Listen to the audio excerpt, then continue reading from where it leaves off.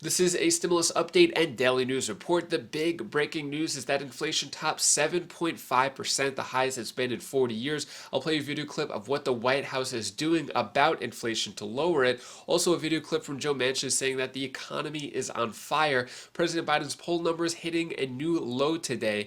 Also, I'll give you the latest on stimulus check articles, how there's more calls for stimulus checks because of grocery prices rising. Also, the latest on senior stimulus checks, dead people getting stimulus checks, as well as a few other articles, and Dr. Fauci saying that we are exiting the full-blown pandemic and how we may only need a vaccine once every 5 years for it. I'll give you some other important updates as well. Hope you're having a fantastic Friday. If you appreciate the fact-based, fast-paced updates, hit the like button down below. So Fauci says U.S. is exiting full-blown pandemic phase of corona crisis.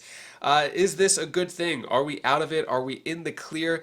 We'll see what happens until the next variant comes along. But he says as we get out of the full-blown pandemic phase of COVID-19, which we are certainly heading out of, these decisions will increasingly be made on a local level rather than centrally decided or mandated. There will also be more people making their own decisions on how they want to deal with the virus. So let me know down in the comments below, are we out of it? The numbers are going much, much lower. Is this because of home tests though? I'm really curious. Let me know your thoughts on that down in the comments below. When it comes to vaccines, so scientists said we take annual COVID jabs like flu shots. Now Fauci says it might be only every 5 years. If it is every 5 years, would you take it? If it was once a year, would you take it? Let me know your thoughts on that. So he's saying it will depend on who you are, but if you are a normal, healthy 30-year-old person with no underlying conditions, you might need a booster only every 4 or 5 years. So, I don't know. We'll see what happens. Maybe this will be over. Is it going to be officially over? Finally, we'll see. Also, when it comes to mask mandates, states lift mask mandates for adults in bars and restaurants, but still require kids at school to mask up. So, it looks like in a lot of blue states, Democratic states, or Democratic-run states, that they're lifting a lot of the mask mandates all over except for schools. That's kind of like the last battleground. What are your thoughts on that? Should kids have to wear masks in schools, not wear masks in schools? Let me know your thoughts on that. Next, let's get into the big breaking news here that is lighting the world on fire. So annual inflation reaches 7.5%, highest rate since February of 1982. That's crazy. So consumer prices rose 7.5% annually by the end of January. Labor Department's Consumer Price Index, which is a CPI which tracks inflation, rose on an annual basis for the sixth consecutive month above 7.2%. So yeah, it's not looking too good. Prices are getting higher and higher. Also, Joe Manchin says on inflation, Congress shouldn't add fuel to the economy on fire. So basically saying no more stimulus, no more Build Back Better. That's what Joe Manchin is pretty much saying, finding any excuse to not support it. Take a look at what Joe Manchin has to say here. Reaction on to those inflation numbers? It's time for this government and all of us to be serious about the economic situation that we're facing, the financial conditions that we have in our country, and the responsibility that we have as lawmakers. This inflation is real. It's harming people. It's 7.5%. That's a tax. And it continues to increase. It's not decreasing. So the feds have to step up to the plate and do something. The administration has to do. We all have to work together right now to get our financial house in order. If not, it's going to be absolutely horrible what it's going to do to the American economy. And what do you think about just yesterday, Speaker Pelosi doubled down and, well, tripled or quadrupled down, I guess, on Build Back Better would help fight inflation? This is not a time to be throwing more fuel on the fire. We have inflation, and we have basically an economy that's on fire.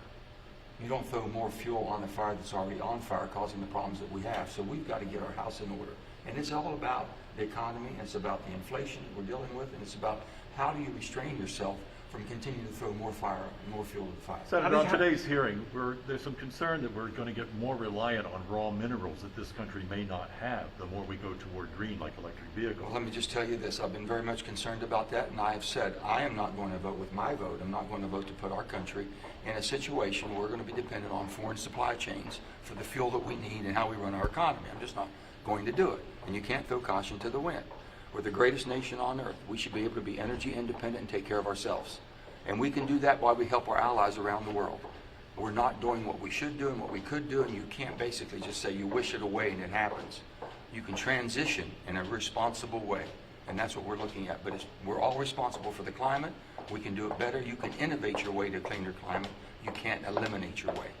How do you think the inflation will affect Democrats in the midterms? I don't know on the political. People should quit worrying about the politics. You know, the worst thing that can happen is you lose. Do the right thing for the American people. Be an American. Don't worry about being a Democrat or Republican. Be an American. Do our jobs that we swore an oath to. That's it. Can I ask you a bit about there's a bunch of mask changes with the Democrats and blue states? I got you. Thanks for your time, Senator Mitchell. Thanks. What are your thoughts on what Joe Manchin says? Do you agree, disagree? Also, Joe Manchin now says he'll pass a climate bill if it also reduces the deficit. Basically meaning that if a climate change bill is fully paid for, which sort of reduces the deficit, then he supports it, which I don't know if that's even possible. There are claims that the Build Back Better is fully paid for, so if climate is in there and it's paid for, maybe Joe Manchin will be on board, or is he just making a bunch of demands that he knows can't be met? We'll see what happens. Democrats face a sobering possibility that Build Back Never. So Build Back Better pretty much dead. Been Democratic balancing act as they eye the resurrection of Build Back Better. Timing is everything. So Democrats are admitting that Build Back Better is dead. It's going to have to come back as a new name if they want anything to happen. At this point, it's pretty much dead. Joe Manchin has killed it. A Democratic official involved in the process put in a text message saying timing is everything. I'm not sure if timing is everything. Really, it all comes down to Joe Manchin. Moving on from that, though, so back to inflation.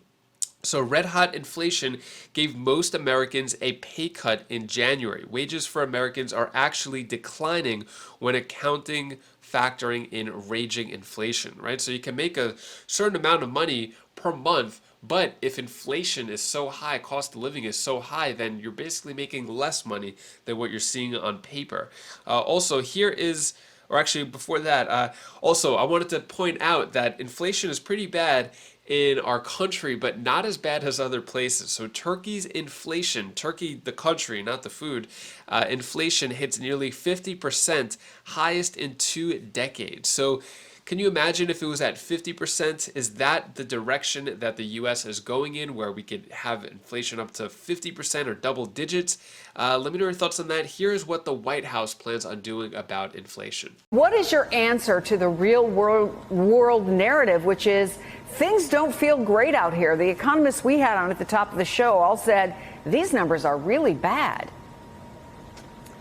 Well, you're right. We have historically strong economic growth overall, the strongest in 40 years, and we have the strongest job growth and labor market outcomes ever recorded. And that as a result, we've seen wages increase. And one good piece of news is that in January, we now see that real wages, after adjusting for inflation, were up. But there's no question that prices are too high. But they're not keeping up with inflation, Brian. You know that. Well, in January, the data today confirms that actually in January, wages went up 0.7%, which was higher than the increase in inflation because we're seeing an acceleration in wage growth.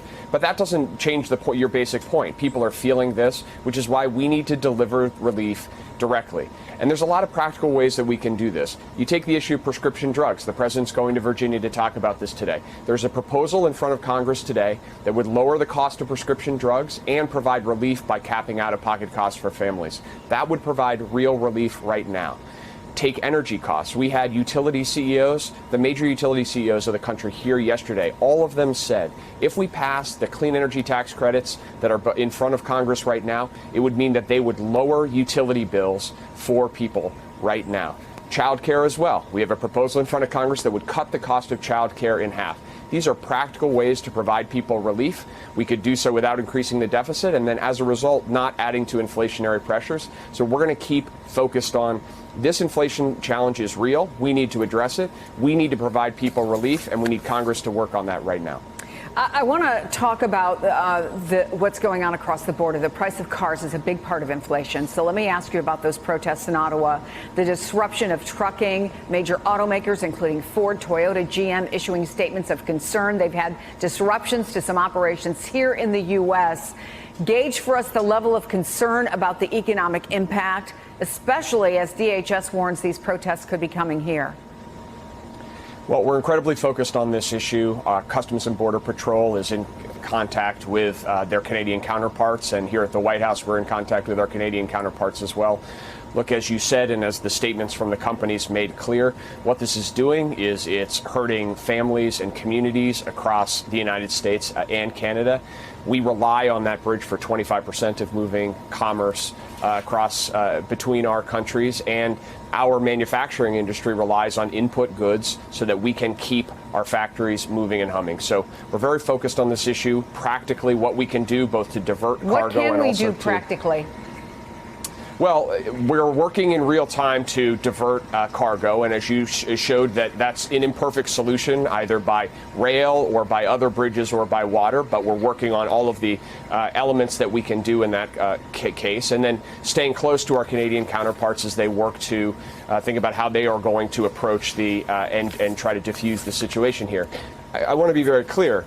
There are strong feelings about this issue. Legitimate peaceful protest is, of course, something that is always encouraged. But taking steps like this that do nothing but hurt the economy, hurt families who are, just trying to make a living, and hurt our economy really make no sense. So we're going to keep working on this hour by hour. This is something that we have been on overnight and will be on over the course of the day. Keep trying to find solutions here. So basically, inflation is a tax on everybody. Everything is just going up.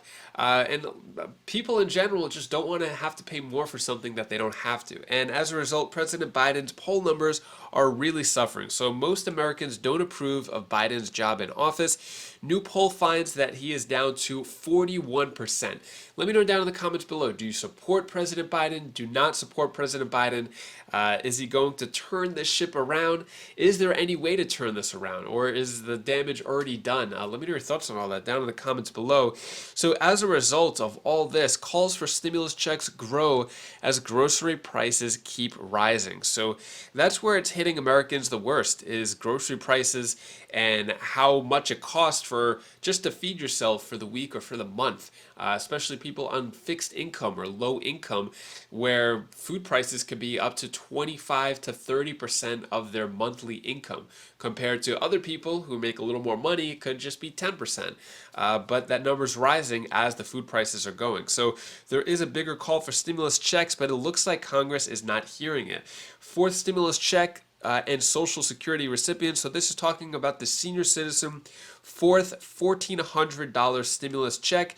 As of now, it is not really going anywhere. They have the petition, but we haven't really seen any politicians talk about it. So the senior citizen $1,400 stimulus check not going anywhere as of now. Then the 2021 $1,400 stimulus payment can be claimed for dead people in 2022. Mentioned this in the past. Just a reminder, if you know anyone who passed away who was eligible for a stimulus check, for that third $1,400 stimulus check, any loved ones, family members can actually claim it on their behalf. So that can be done now that it's tax season. Then we have this article right here, stimulus update, 3 crucial facts to know about 2022 stimulus checks. So first, Americans who didn't collect all their stimulus payments last year can claim the money 2022. I've said that multiple times, so that's something we already know, talking about all the different ways you could claim the child tax credits, past stimulus checks, and as well as for dependents. Then some states are providing additional stimulus relief to residents this year. That's also something you may know if you watch my channel. Every day I'm always giving out the new latest state giving out stimulus checks. And then lawmakers in DC aren't likely to provide a fourth stimulus payment. As of now, there is no general fourth stimulus check, despite all the needs and calls for it. Doesn't seem like that is happening anytime soon. And an example of people getting sort of a state stimulus check is this. So surprise $1,200 child tax credit, excuse my voice, may be on its way for 50,000 families. Here's who will be eligible. So thousands of families may be in for a surprise for a $1,200 child tax credit. So lawmakers in Vermont gave their stamp of approval to a $50 million tax cut package that would send $1,200 per child to families with kids age 6 or under. So in the state of Vermont, you could get a $1,200 tax credit this year. So that's an example of all the different types of state stimulus and child tax credits or UBI programs, things like that, which I'll give more of over the next few days. So that is all the news that I have for you today to hopefully brighten your day a bit. Here's my daughter Bella's tip of the day. Hi guys, this is Belle. This is the tip of the day. I want to tell you the one thing that you should do.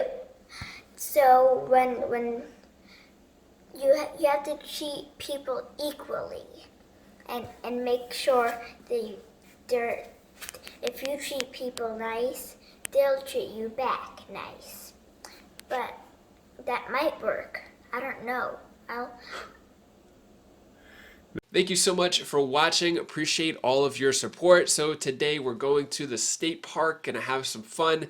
They got the beach there. It's gonna be a little nicer weather, so we're just gonna play all day, pack up some food, some lunch, and just hang out. Me and the kids, my wife is working late today. Long week for my wife to work this week. It was actually a really, really long week. So yeah, it'll just be me and the kids. And hopefully you have a great weekend as well. If you want to check out my latest videos on my other channels, you could click up here, and I'll see you in the next video. Take care, be safe. Thank you for watching.